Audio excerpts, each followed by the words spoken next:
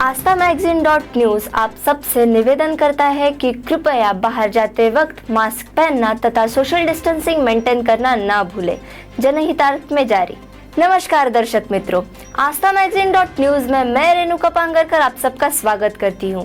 तो चलिए बढ़ते हैं आज के समाचार की ओर। गांधीनगर भाजपा बक्सीपंच मोर्चा सामाजिक प्रकोष्ठ संयोजक हेमराज भाई रामजी भाई पडलिया एवं लायंस क्लब इंटरनेशनल द्वारा रक्तदान शिविर का आयोजन। रक्तदान शिविर का आयोजन हेमराज भाई रामजी भाई पडलिया और लायंस क्लब इंटरनेशनल के क्षेत्रीय अध्यक्ष सुनील भाई त्रिवेदी लायंस क्लब संयोजन द्वारा किया गया।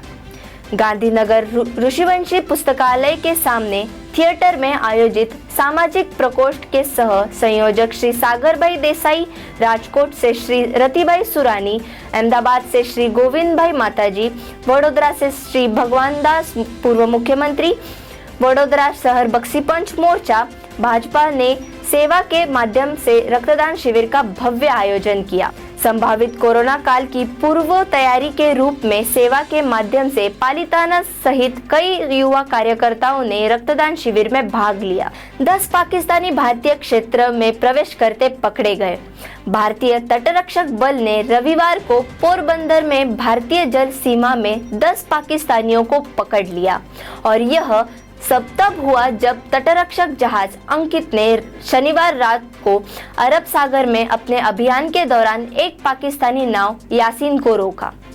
नाव में पाकिस्तानी और चालक दल सवार थे। पाकिस्तानी नाव भारतीय जल क्षेत्र में घुसने की कोशिश कर रहा था। रॉकेट की स्पीड से शहरों में बढ़ रहे हैं कोरोना के मामले। गुजरात में पिछले 24 घंटों में रिकॉर्ड 6,275 मामले दर्ज किए गए।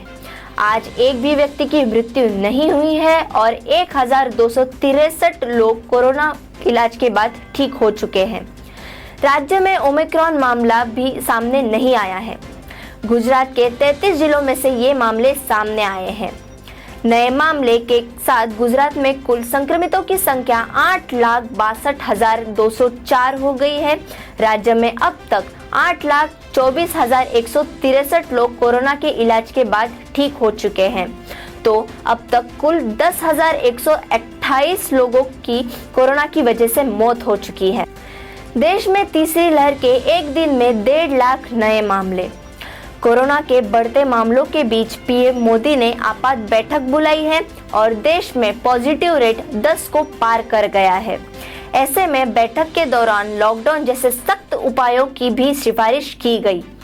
24 घंटों में संक्रमण के 1,59,424 मामले सामने आए हैं और 327 लोगों की मौत हुई है।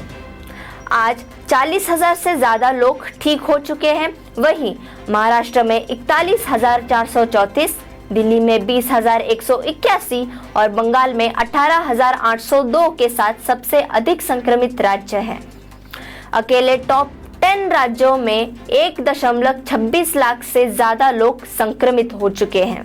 गुजरात के 3 शहरों की 6 नगर नियोजन योजनाओं को मंजूरी। मुख्यमंत्री भूपेंद्र पटेल ने गुजरात के शहरों के विकास की दिशा में एक और कदम उठाते हुए राज्य के 3 शहरों के लिए 6 नगर नियोजन योजनाओं को मंजूरी दी है।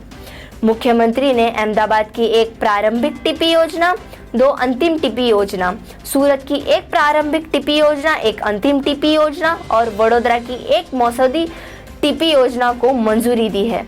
आज देश भर में मिलेगी कोरोना वैक्सीन की बूस्टर डोज। फ्रंटलाइन वॉरियर्स, 60 वर्ष से अधिक उम्र के लोगों और गंभीर बीमारियों से पीड़ित लोगों को खुराक दी जाएगी। यह खुराक वैक्सीन की 2 डोज के 9 महीने या 39 हफ्ते बाद दी जा सकती है। शहर के सभी शहरी स्वास्थ्य केंद्रों और अस्पतालों को आज से बिना किसी प्रमाणीकरण के ये खुराक दी जाएगी। फ्रंटलाइन कार्यकर्ता यानी स्वास्थ्य कार्यकर्ता, पुलिसकर्मी और अन्य सरकारी कर्मचारी तथा कमोडिटी वाले वरिष्ठ नागरिक यानी गंभीर रूप से बीमार लोग को तीसरी खुराक दी जाएगी। गुजरात के हंजा में गरज के साथ 9.7 डिग्री तापमान तथा माउंट आबू में -2 डिग्री तापमान। उत्तरी गुजरात में 20 दिन के बाद उत्तर पूर्वी ठंडी हवा चल रही है और कड़ाके की ठंड पड़ रही है। रविवार को ठंड का पारा 10 डिग्री सेल्सियस से नीचे 6 डिग्री सेल्सियस तक आ गया था। जनवरी में पहली बार 20 दिसंबर को 8.4 डिग्री सेल्सियस दर्ज करने के बाद तापमान 10 डिग्री सेल्सियस के नीचे चला गया है। माउंट आबू में रविवार को तापमान -2 डिग्री सेल्सियस तक गिर गया था। अगले 2 दिनों में गुजरात में शीतलहर का पूर्वानुमान।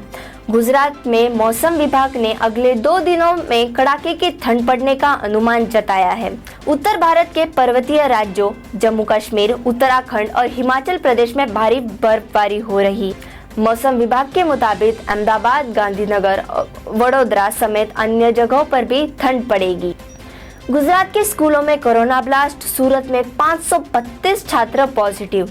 राज्य के स्कूलों में संक्रमण बेकाबू। 1 दिसंबर से अब तक 1100 छात्र पॉजिटिव, जबकि सूरत में ज्यादातर छात्र पॉजिटिव निकले हैं। राजकीय स्कूलों में बढ़ रहे कोरोना के मामले देखते हुए फिलहाल सरकार ने कक्षा 1 से 9वीं तक को 31 जनवरी तक बंद किया गया है। हालांकि अब तक 1100 छात्रों की रिपोर्ट पॉजिटिव आई है। सबसे ज्यादा मामले सूरत में हैं, जहां कुल 532 छात्र की रिपोर्ट पॉजिटिव आई है। राजकोट रेलवे जंक्शन बना एक्सीलेटर लिफ्ट वाला स्टेशन। राजकोट जंक्शन सौराष्ट्र का पहला इलेक्ट्रॉनिक एक्सीलेटर लिफ्ट स्टेशन बन गया है। 23.76 करोड़ रुपए की लागत से रेलवे स्टेशन का नवीनीकरण किया गया है। 5 अन्य सुविधाओं के साथ प्लेटफॉर्म नंबर 1, 2 और 3 पर 4.54 करोड़ रुपए की लागत से इलेक्ट्रॉनिक एक्सीलेटर सुविधा, यात्रियों के लिए लिफ्ट सुविधा की गई है। प्लेटफॉर्म नंबर 2 व 3 पर 42.20 लाख 12.45 करोड़ रुपए रेलवे स्टेशन के नवीनीकरण कार्य के लागत है। प्लेटफॉर्म नंबर 2 और 3 पर यात्रियों के लिए 59.75 लाख रुपए की लागत से कोच इंडिकेटर सिस्टम और 3.28 करोड़ रुपए की लागत से प्लेटफॉर्म नंबर 2 और 3 पर यात्रियों के लिए किक वाटर सिस्टम की गई। कोरोना की स्थिति की समीक्षा करने राजकोट में जीतू वाघानी, कलेक्टर, सिविल डॉक्टरों, पुलिस आयुक्त, नगर आयुक्त, जिला पुलिस प्रमुख के साथ बैठक कर राजकोट जिले में 8,320 बिस्तरों, 600 वेंटिलेटर और 574 एम्बुलेंस को तैनात किया गया था। 12 की पुष्टि हुई है और संदिग्ध मरीजों को राजकोट सिविल अस्पताल में स्थानांतरित किया गया है। उनमें से 9 को छुट्टी दी गई है और 3 का इलाज अभी भी चल रहा है। राजकोट जिले के प्रभारी मंत्री जीतू वाघानी ने आज ऐसे अधिकारियों के साथ समीक्षा बैठक की। जीतू वाघानी ने कहा 100 बिस्तरों वाला पोर्टेबल अस्पताल बनाया जाएगा। ऐसे ही समाचार और देश विदेश की खबरों को सुनने के लिए हमारे आस्था magazine.news को लाइक करें, शेयर करें और सब्सक्राइब करें। धन्यवाद।